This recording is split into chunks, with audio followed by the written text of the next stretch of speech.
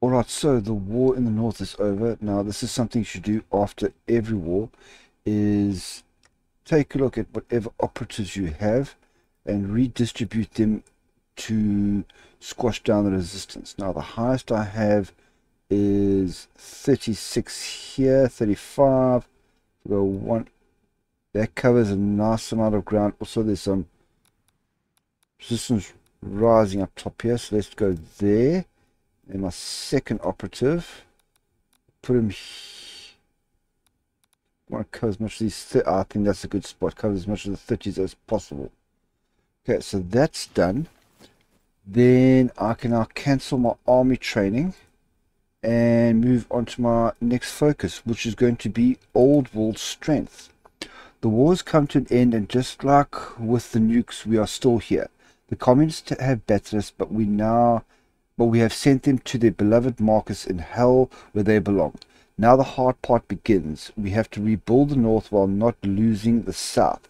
And we can get the event all along the Watchtower. And I've made a decision on which way I am going to take this playthrough, and I'm going to give you a hint in that I'm going to replace Jack Johnson with Captain Gallagher as my commanding officer. There's a little hint for you the way things are going. Now, I have a little problem with manpower. I am short 86, and I don't want to have any negatives that I can avoid. So I'm actually going to cancel my recruitment of my armored vehicles, and instead I am going to choose another of my most experienced units. It's going to be ninth unit to become armored. Don't worry, there was tanks in training, so that will be resupplied. And I do have quite a few factories on tanks, so hopefully is that how you spell armored? You are there. We go. So that should be fixed quite soon. And then I have a decision. I haven't collapsed these yet. To scavenge with vehicles. Okay, so all said and done. Let's get started. Wait, stowage is completed, and what I'm going to do is I'm actually going to move on and unlock my basic laser weaponry tech. That's the route I've decided to go. I have got the Van Graaf company here, so I'll get a little bit extra heart attack and piercing. I'm not going to spend the army experience right now. And here we go, all along the Watchtower. The final hours of the war were swift and brutal. The communists stood stubbornly against Johnson's pincer. Redmond was outflanked by the advanced brigade and Wood's elite troops, but they stayed in their foxholes. Makeshift mortars rained lead hell upon their utopian heads as fire teams ready for their last charge. Street by street, the Americans showed once and for all why the Star-Spangled Banner will always wave. Entrails and sinew covered the streets and soldiers alike. Even Woods found himself looked just as red as the South Commune flag. After all the sacrifice, the war had been won once and for all. The question of what to do with the destroyed city of Redmond and streets crumbled and red while the buildings lay bombed out. All looked not to the communism but to Johnson. Hesitating on his abilities, the old Gaul started small. He ordered all the fallen Americans to be boxed up and sent home to be buried where they belonged. For the rest, burn them, and let Satan deal with their bodies. Swiftly after, the calls for reconstruction echoed by the Canadians, begging Johnson for his pity. In turn, Johnson remembered the eyes of the Canadians from when he arrived here all those years ago.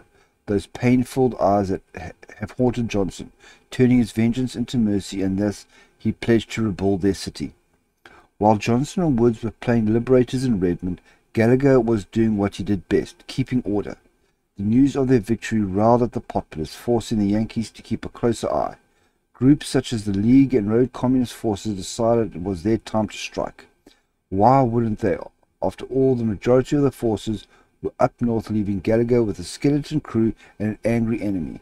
Something had to be done, and Gallagher was the one that looked in Red Deer. The self-titled Secretary of the Interior now has to live up to his title and burn out just as Johnson once did. 2 leaders now is what we get. So 50 political power, and we're going to replace the League Farmer Bots, which is a national spirit we got on the previous episode, with the League Engineer Strikes, which is going to increase my supply consumption, decrease my research speed by a massive 15%, and my supply efficiency is going to go up by -2 as well. We're also going to get Communist Remnant Activity, which is going to minus half a point of my daily political power cost and -1 to my stability. So we need to get rid of that as soon as we can. And okay, I'll take care of crop rotation just now. As for Old World Strength, that's done. Next focus to go on for is those who govern.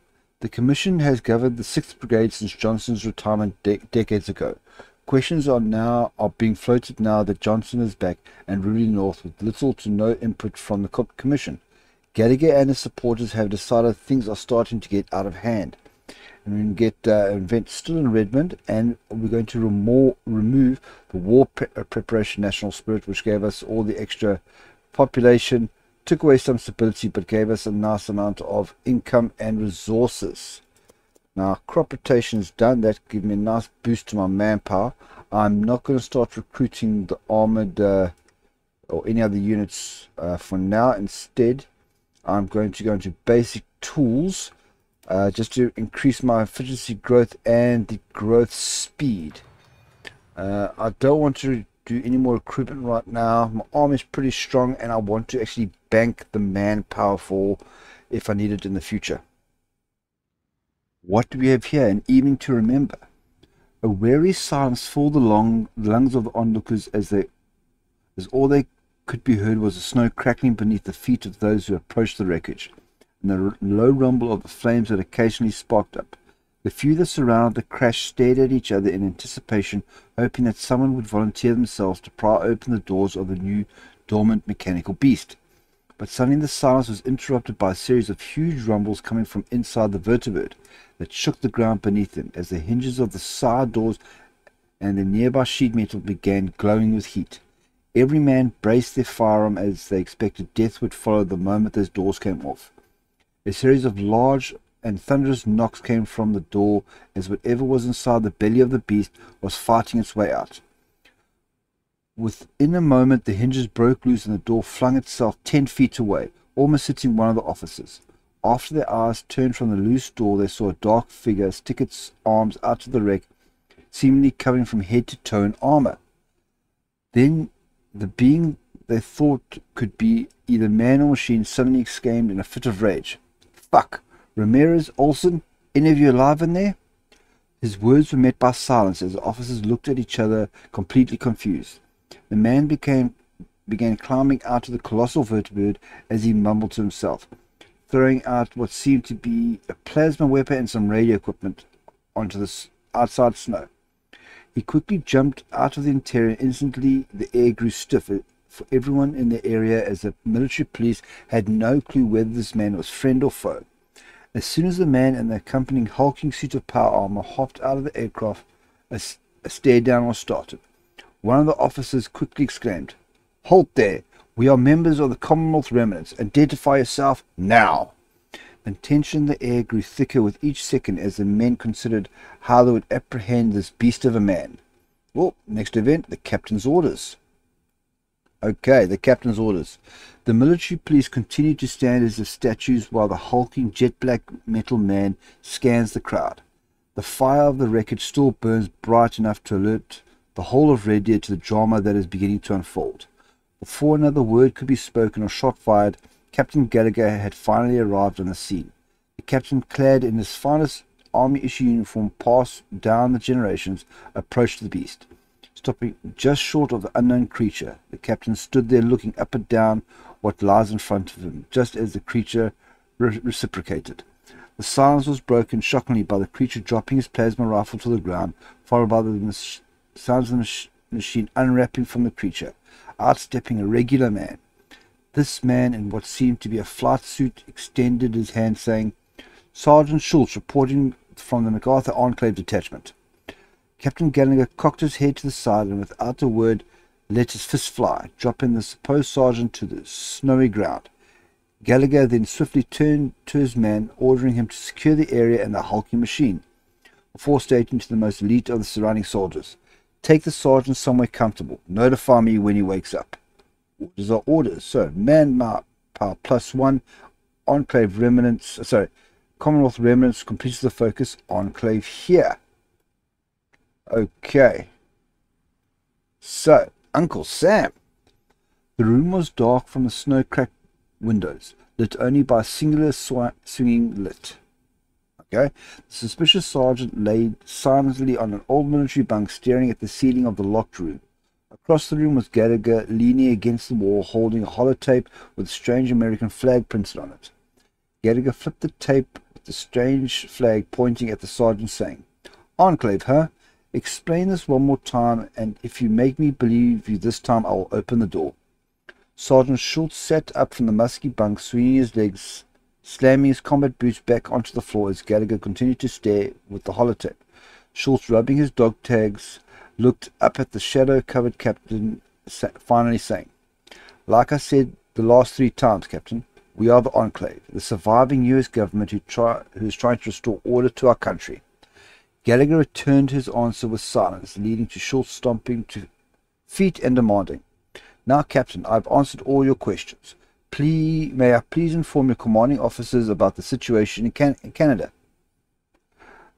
With this stance of defiance, Gallagher smirked and walked past Schultz. When the door opened, Gallagher beckoned the sergeant to follow. 2 soldiers made their way to the main command of the occupation. Once in the lazy command center filled with old ghouls and on-duty guards, Gallagher handed Schultz a radio, saying, "Call them. Let's see if Uncle Sam is still around." Schultz began flipping through the radio channels, sending out the distress signal. Gallagher just remained silent as he played with the sidearm, waiting for the light to fall apart until the radio spoke back.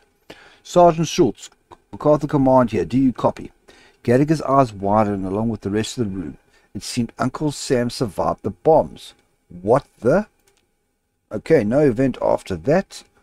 Now, Enclave here is this focus here, which is automatically being completed. I'll have a look if I'm going to continue down this train or stick with this part of the branch, and I'll let you know in the next 24 days.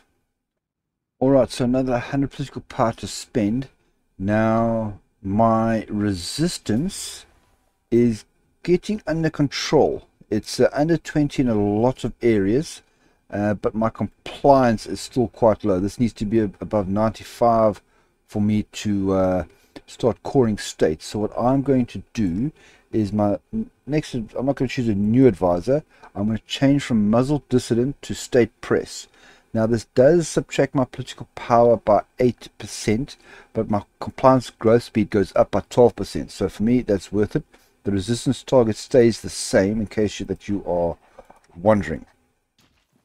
Okay, still in Redmand.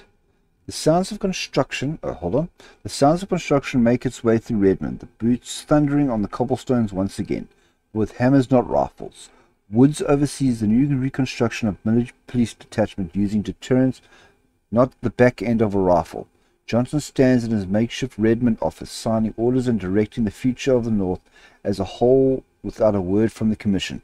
The legend of Johnson as a merciful war hero has made its way back throughout the North and back to Red Deer. Canadians, Arcadians, and Americans are starting to follow his example, working with each other with small gestures of kindness. Oh, that's nice. As the new dawn rises in Redmond, Red Deer is still cloaked in the darkness of order. Gallagher and his Yankees are noticing the rising popularity of Johnson. The revolution has just begun and they now know it. America died at the hands of communists and Canadians. They can't let them rip away what is left. The night clouds their movements and the Commission nothing more than a puppet regime to Gallagher and his new society. This American society seeks to end this futile advancement of liberalism. Johnson's liberalism can't rebuild America, but Gallagher's order will forge it back together without a second look. Order or liberty? So add American society, which grants daily ruler support plus 0.2, and the ruler party is now known as the American Society. Who is the ruler party? It is the 6th commission. That will now be known as the American Society. That's very nice for them. Now I have decided I'm going to stick with this top part of the tree to do these two focuses here because they give me cores. The first one I'm going to choose is Uncle Sam's favorite because there's some negatives attached with leading by example. So Uncle Sam's favorite. Secretary Gallagher has spent the last couple of months fixing the crisis that was created by the failure of Western settlement. The Gallaghervilles are starting to fade away, with Red Deer starting to give those refugees jobs and housing. So replace the Long March home, which is what we got up top here with the snow trail and all that, with strict military curfews. So I'm going to get more political power again, use less consumer goods, which is great, and get some more war support. And I'm going to engage 3 chords: Lloydminster, Lloydminster, Thunderchild, and Fremont. So start that off. Radio detection is done. My next research I'm going to go for is the decimetric radar, basically because it's the shorter of the 3 options I have available. And then I can choose another operative. And who do we have here? Jonas Payne. Oh, he's the double agent that we captured. Terrifying Presence is good. Linguist is also very good. Escape Artist. I'm going to go with Jonas over here. And I'm actually going to keep him here to do some counterintelligence. So Uncle Sam's favorite is finished, and that's giving me a call here. Lloydminster, Fremont over here, and Thunderchild. So these 3 are now called. Now I want to do leading by example next for the other cause. Johnson once again has started to lead with success. The North is starting to grow once more under his Reconstruction authority. People are flocking from Red Deer to Redmond, only bolstering his successful gambit. And we get the Redmond draw, which grants more population factor. Again, some stability is being knocked from me, but I'm getting more factories. Don't care about that. I'm going to remove service for shelter, which gave me an extra 10% recruitable population and -5 stability. So actually, if you add all of it together, so my population is only going to go down by 5%. My stability is only going to go down by, okay, still 2.5%. But I'm going to get 2 cores in North Redmond and South Redmond. Alright, that's another 2 cores gained in North and South Redmond over here. Now I am going to leave this branch and move down to, first I'm going to do Enclave, sorry, the cavalry has arrived. Now, something I want you to point out is you can't skip all of these focuses and just move on down here to choose your path, because some of them, like this one here, does require some previous focuses to be done. So I'm still planning on doing all of these, but the order may have varied. But as I said, first of all, to get some more units for my army, I'm going to do the cavalry has arrived. For centuries, we have continued our occupation without any new reinforcements or weapon shipments. The cavalry will be here soon. For the first time in centuries, we'll have fresh meat for the grinder, that is Canada. Unlocks and forces and their subsequent technology. And in Red Deer, I'm going to get 5 units. That is why I haven't yet done any research along the right control tree, because you're about to see what happens when that focus completes. And the cavalry has indeed arrived in the form of oh, maybe I should go through that first. As you can see, whole bunch of tech unlocked. Let me show you that. So I now have the entire stream of ride control gear, and it's about 1.2 years advanced. So with one focus, got all that. That's why I didn't bother researching it myself. So now I have that available. Back to business. I now have 5 extra units, which we'll have a look at now. I'm going to add them on to the Death Guard Battalion. Send them up north here. Now their template looks like this. It is a very lovely 20 combat width enforcer template with anti-tank. Obviously this is going to cost quite a lot of equipment, so I'm actually going to edit my Commonwealth infantry template. I'm going to replace, because you can see by the unit module, my guys are fully kitted out in their own form of combat armor. So that's that done. So I'm going to call them the Commonwealth Armored Infantry.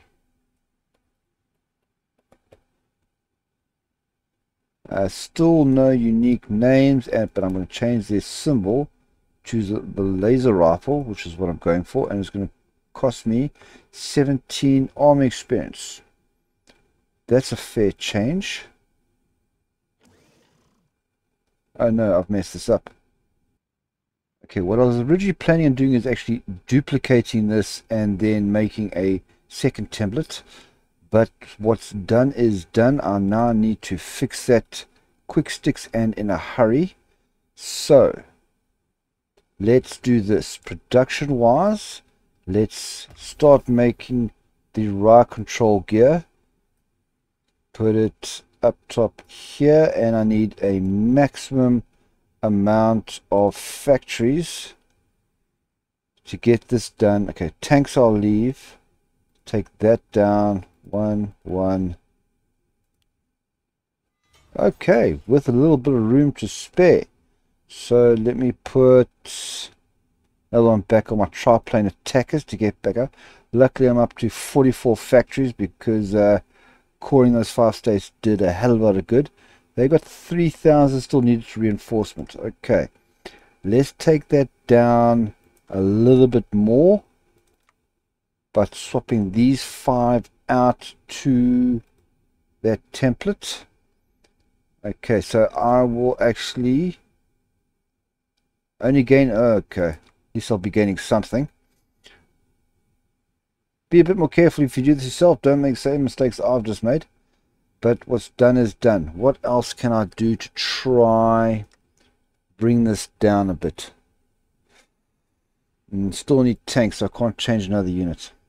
Oh well, we're going to be a bit in the red with Enforcer armor for a while. But moving on to my next focus. I am going to do Uncle Sam's Main Day because I want to see what this event open for business is. We are open for business once more. The streets are filling with supplies and soldiers. America is back. Just don't look behind the curtain and enjoy the government-issued Nuka-Colas. Also be careful when you change your templates. Monoplane attacker is done. Now, something I just want to give a heads up about is, if you want to specialize your planes by using one of these here, something to be advised is they are not the same as the standard. So you can't start making the standard, upgrade, and your squadrons are automatically reinforced. They're considered completely different aircraft. So if you want to upgrade them, do it now before you start production. I'm not going to, because it's nice and general purpose.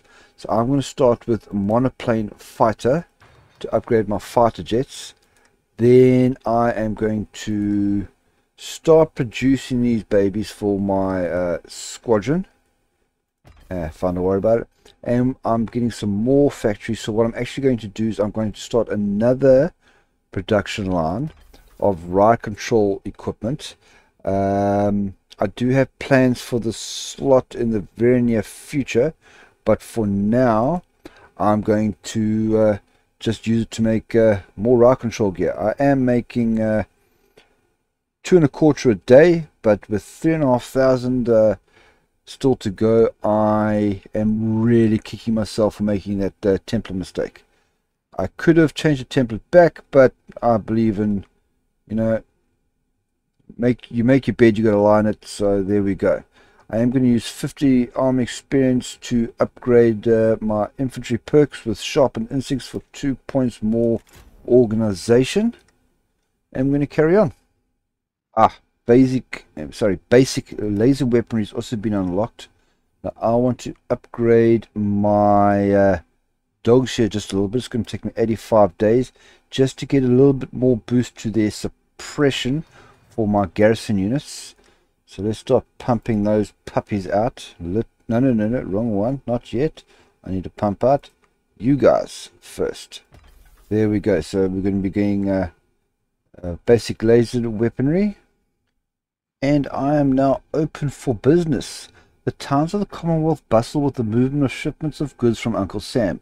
The old Red Globe bar is now the most popular joint in the region, with the occupation soldiers enjoying a quick pint after work.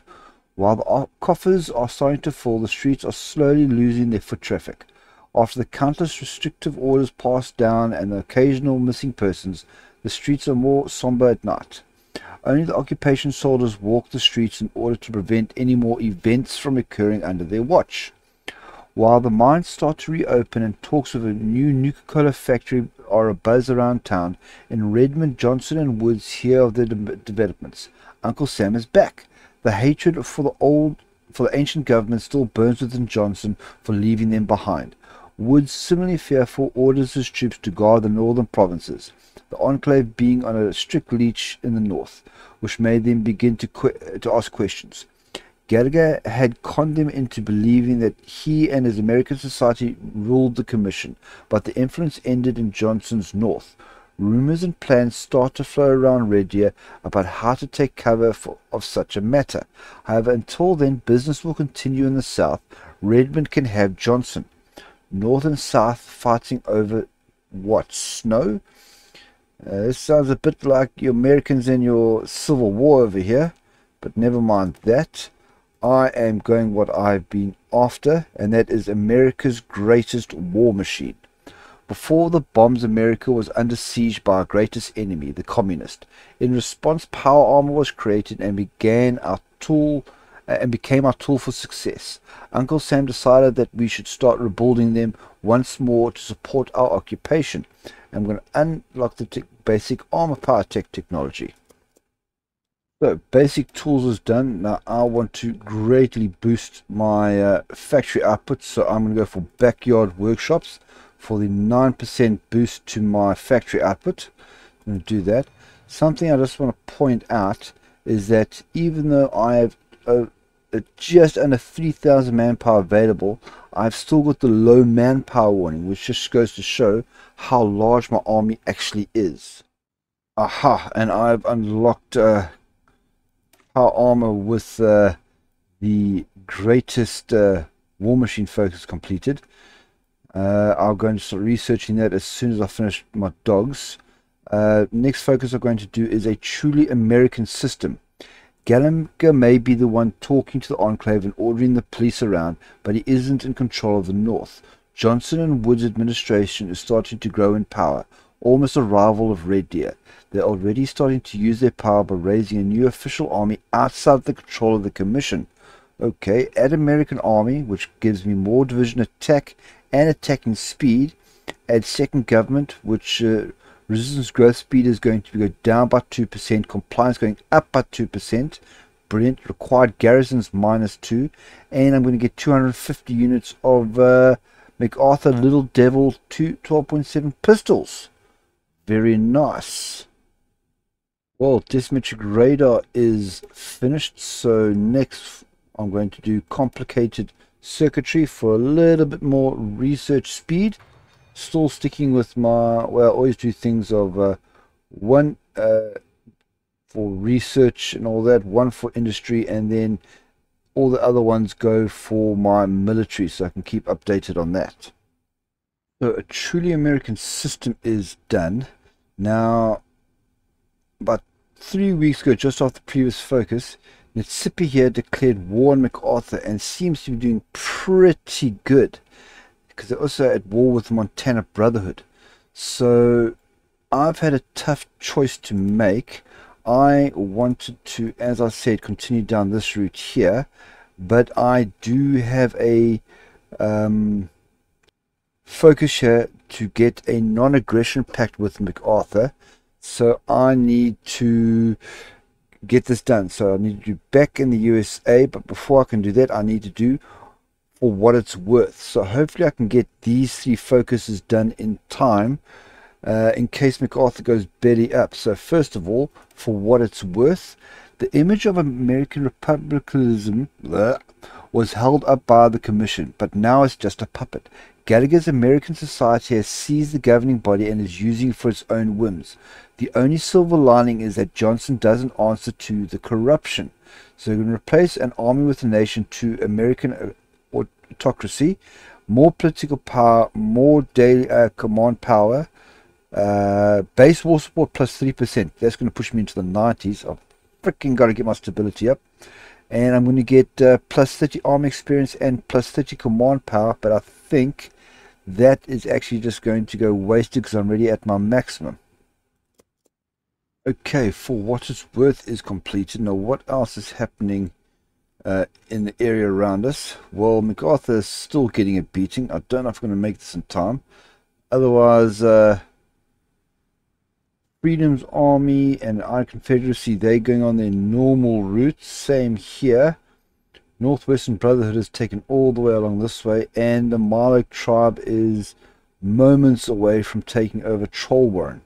Otherwise, the 215th are, for some reason, at war against Vol City and the 80s at the same time. Otherwise, nothing special really to report. So let's go carry on with, for what it's worth. I'm still going to go for this just in case I can get it right. So back in the USA, Uncle Sam is back. We can start the process of rejoining the Union even if others disagree. For now, we will become a territorial administration until we can become a true state back into the Union. Replace American autocracy with enclave territorial administration. Geez. Okay, minus 1.5 political power gain, and I get more daily power gain multiplier plus 25%. Now, let's just hope MacArthur can hold out. Okay, I have my purebred mutts, so now let me start pumping those out to help out with my suppression. Now it is time to get my beloved power armor. And I've been now I'll keep the army research. So let's start doing that. Saving my army experience so I can adapt that template when it's available. Now I do finally have some extra tanks, so to help out with this infantry armor requirement that I need, I am going to convert. No, they're all the same. Okay, we'll stick here again. One of the most experienced units now, the 11th Commonwealth. Going to change that out to become armored, and I will gain 9 infantry armor. Okay, it's better than nothing. It's better than nothing. And this is what I didn't want to see. MacArthur has been annexed. They have lost. Okay, well, I'm continue on because maybe that focus will still be available, although I've got a feeling it might be bypassed.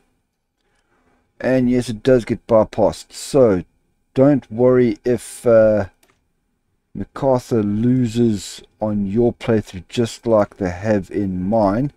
That's been bypassed. So let's get back to business.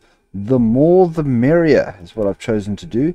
Instead of cutting a whole new department or agency to deal with our internal issues, sorry, not cutting, creating, why not just expand what we have? Something that it will be easier and cheaper to just expand the military police in order to deal with the whole region.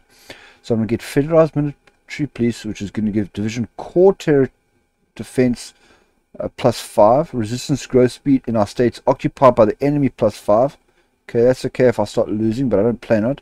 Here's a nice one. Required garrisons minus 5%. Okay, the monoplane fighters are finished researching.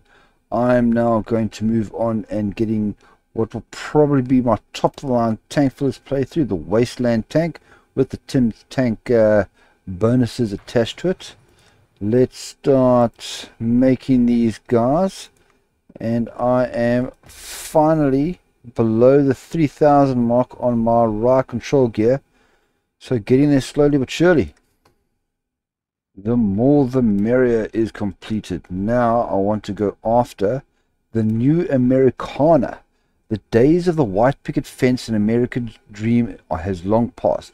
We cannot live in the past about ideals that led to the end of our world. But we are still American. The Enclave is building a new America ready to deal with the wasteland. So replace more workers and bread with subsidized workforce. And I'm going to get production efficiency growth plus 6%, free repair plus 10%, losing a bit of caps income, not worried about that. Now, production efficiency growth, for those that don't understand it, is what makes this red line disappear. So this is my production efficiency here. Cap is at 54% for this example.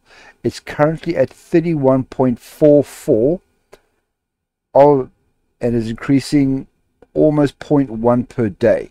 So that 6% will help this red bar disappear, so that I can actually, my factories can be producing this equipment at the maximum possible speed, like they are doing here for my my laser weapons, where this is now basically at maximum. The new Americana is finished.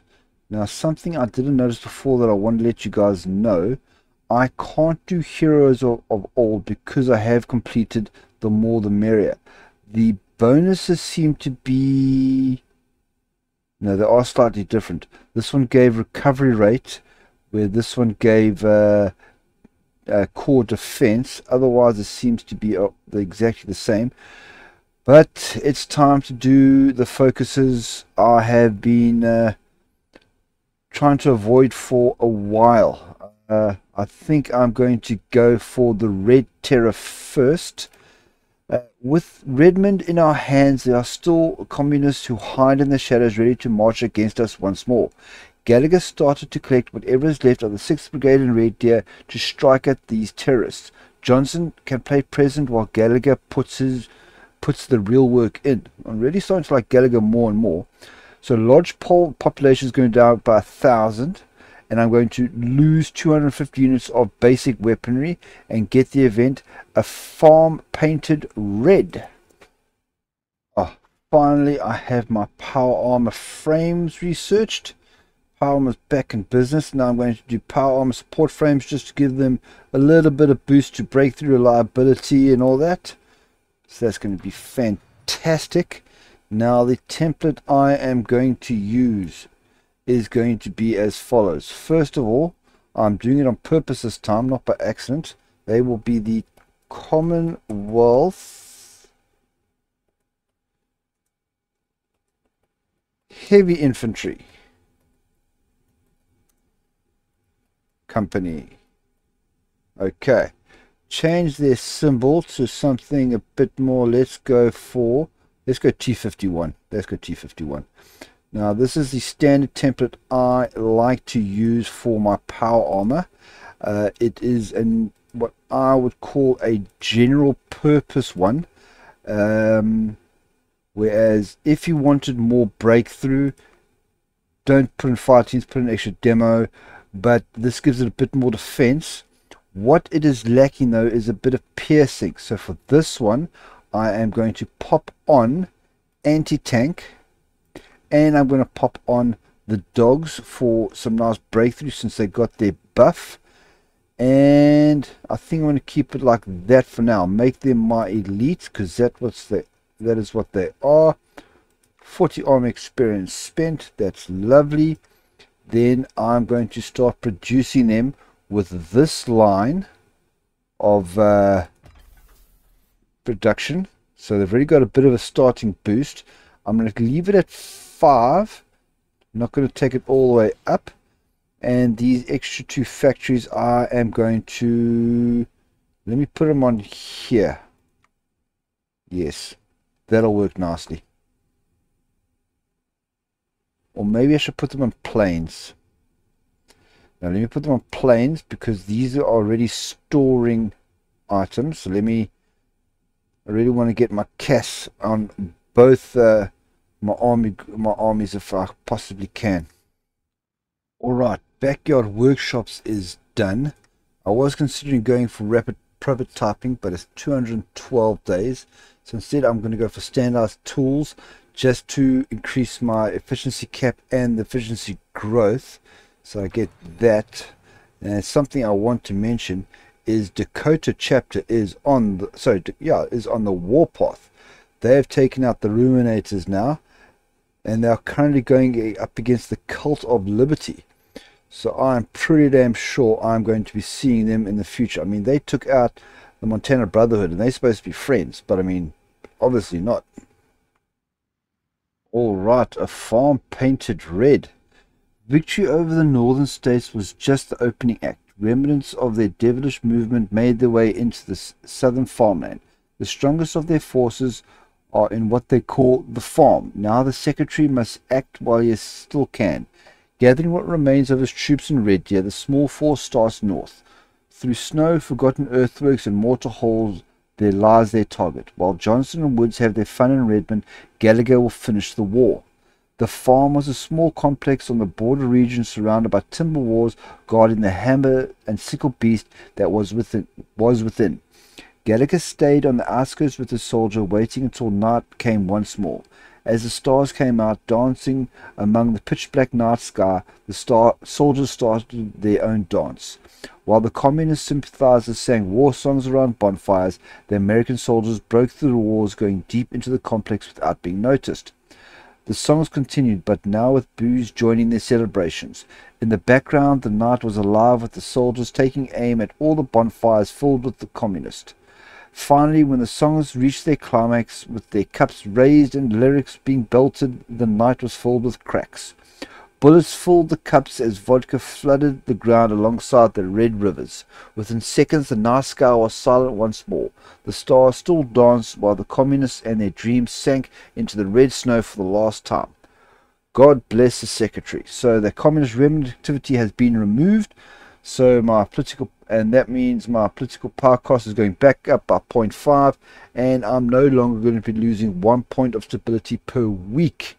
Hopefully I can start building that up, because even with doing this, not that one, it's finished. I did do this focus here. I'm down to 16% stability, so hopefully I can get that back up fast and quick. Next focus is going to be the lost and found. There have been many reports over the years of people going missing in the Blackfoot region. Not much is known about where they went, but what is known is that the League headquarters is right in the middle of the region. Maybe it's time to pay them a visit. And Lodgepole is going to lose another 1,000 local population, and I'm going to lose 150 political power, and I'm going to get the event Rebooting the Servers. Okay, it's time to reboot the servers. The dark dwellings that hid deep within Blackfalds, sheltered by the snow ground and robotic servants, were all but quiet last night. Like every other day in the snowy hellscape, the automatic farmers tended to the greenhouses. However, the background was busy with life. Soldiers clad in the best scrap uniforms Gallagher could muster surrounded the old government mansion that held the League headquarters. Running around the complex, securing all exits, running through the snow as quiet as mice, avoiding detection. Finally, the silence was broken with swift cracks from the barrels of soldiers' rifles as the League guards stepped out to start their early morning patrol. The mansion courtyard lit up like firecracks as streams of bullets flowed from all directions. After turning the guards into puddles of blood and pocket protectors, the soldiers finally made their way into the mansion itself. The League supporters were nothing less than fanatical, fighting for every inch of the decrepit mansion, throwing themselves at the soldiers wherever they could. However, their actions could not hide what was left buried in the basement. When the mansion was secured and the fanatics either lay dead or arrested, Gallagher made his way into the belly of the beast. The dark, shadowy room was lit up only by the flickering of half-working computer screens. The wall behind was full of jars seemingly holding within real human brains. After seeing just a display of horror that the League held, Gallagher said one sentence before walking out: "No one in, no one out." Jars full of brains, but your robo brains without the robo. League engineer strikes gets removed, so my research speed is going up by 10%. That is nice. Now this section of the branch has been fully completed. Time for me to finish off this bottom bit, and I'm going to do the 9 to 5. The whole reason we are in Canada to begin with was the extraction of natural resources. We have been on a long lunch break, but with Uncle Sam back, it's time to reopen the mines once more. And I'm going to get a whole bunch of resources in a whole bunch of states. Well, this is quite nice. My scavengers have returned and they brought back with them a fully functioning Gek. Okay, I'm not sure where I'm going to use it right now, but that is a nice thing to keep in my pocket for later. Okay, complicated circuitry is finished. My next quickest one is going to be improved decimetric radar, so I'm going to do that. A bit more coordination for my troops is the only thing I really care about there. Then I have been looking at the available states for the Gek, and I figure since I've given Lodgepole, wherever the hell it is on this map, quite a beating, I'm going to use it there. This Gek, after it has been removed, will give me I'll get a research bonus for construction, research boost for agriculture, 2 civilian workshops, extra 3 infrastructure, and 8 water and 8 energy in that state. So let me give Lodgepole a little bit more back, and that's done. My wasteland tanks are finished researching, so now let me move on and get salvage trucks, still sticking with the truck route rather than the motorcycle car, because my tanks are doing the breakthrough and trucks have better defense than bikes if we have to be on the defensive. So start on that. Let me start producing them. Where's my tanks? Where's my tanks? Here they are. There we go. Get those in production, and then I can now provide some power armor to my scavengers. I'm not going to be using vehicles anymore. So get that done. And even though I have over 3,500 manpower, I have still the low manpower warning. And I've still got a lot of stability political power to regain after I lost with that last focus. Okay, the 9 to 5 is done. Now for my last focus for this episode will be the star above the leaf.